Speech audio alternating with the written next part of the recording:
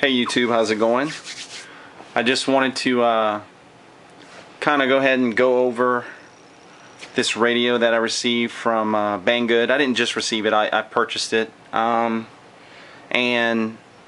it was, it came in. One of the reasons I bought the radio was because I have an RC6GS, and it's a pretty good radio. I mean, it's clear, it's not, it's a cheap radio, but it has a lot of bang for your buck.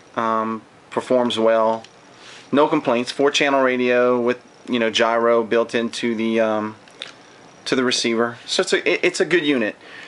I have a Summit, Traxxas Summit, and I wanted a radio, cheap radio, that would work with the Summit.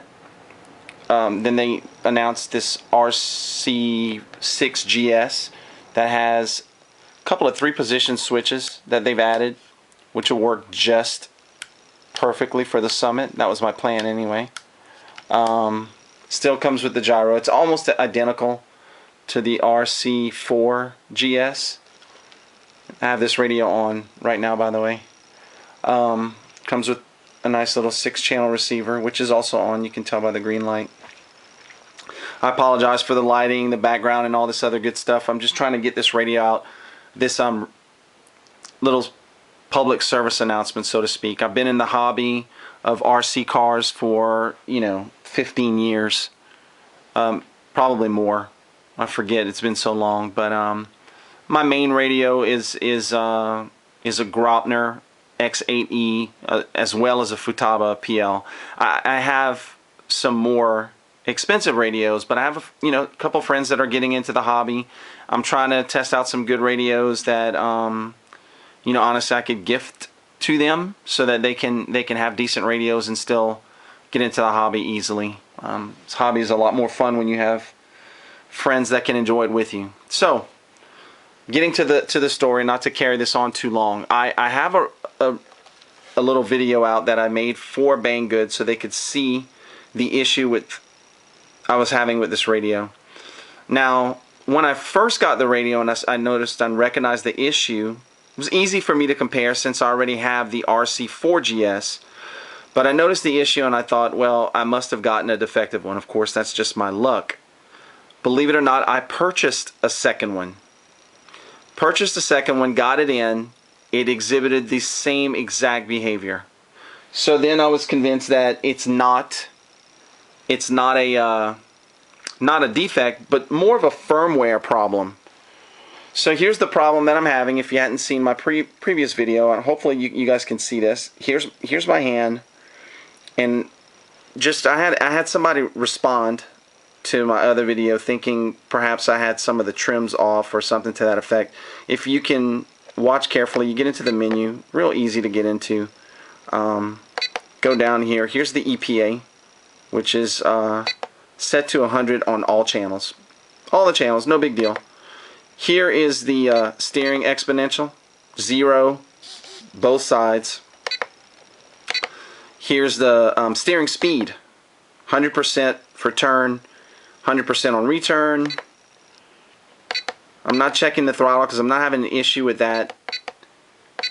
None of this stuff is set outside of standard. I've already reset the radio. I've actually already installed firmware from the company, Radiolink. Sub trims, 0, reverse, all normal. Dual rates are 100% all the way around, 100% on the limiter. The mix is not going to have anything to do with channel 1 and 2. We don't need auxiliary channels. No alarm. The gyro I'll get into here in a minute. It's set on 51% right now. And back to the beginning. Here's the deal. I have a servo hooked up to this thing just to show you that the steering is working and what I'm doing. So I'm going to first turn right, which is absolutely working perfectly. I'm going to go slowly. You can take a look. There's a visual representation on the screen showing. And when my hand reaches, here we go, I'm at the absolute limit, the full throw, turning right. When I back off a little, you'll see it comes down. Back a little, comes down. Look at my hand and look at, okay, absolutely symmetrical and proportional. You may even be able to see the servo in the background. Okay, over to the left side. I'm going to try to go as slow as I can. You can actually see this is going faster than normal, but now it's reached full throw. Look at my hand.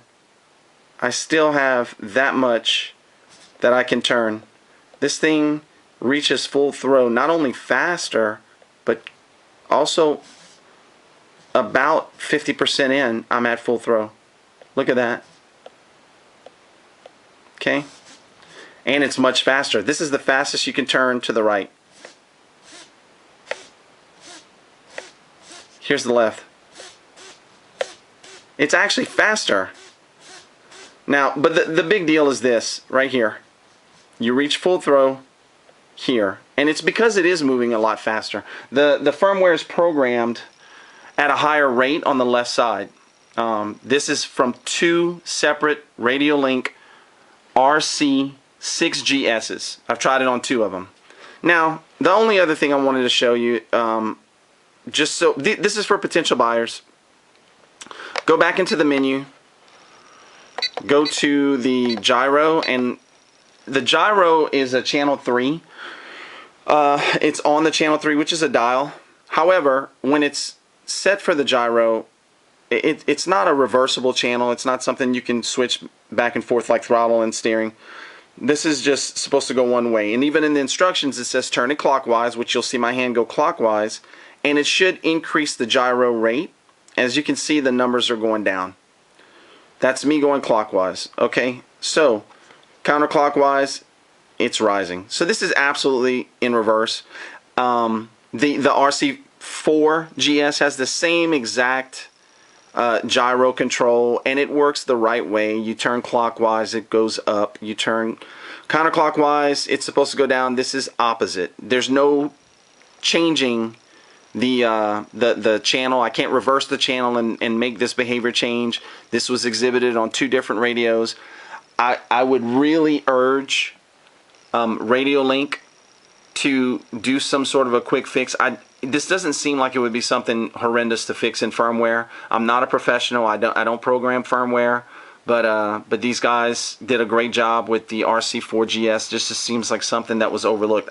I have no idea how this could have left the factory this way. On two radios, it's possible it could be a bad batch, but to me it seems clearly to be a firmware issue. I'm in contact with Radiolink. They've responded to a couple of Facebook messages, but they've gone silent for the last couple of days. I'm going to send them one more message, and then if I don't get anything back from them, I will just go ahead and send the radio back for a refund, and that'll be the last of my Radiolink purchases. If anybody out there is interested in this radio, please beware. It's only half baked right now. It needs some firmware work, and I think once that's done, you'll have a great radio on your hands. Thanks a lot, and good luck.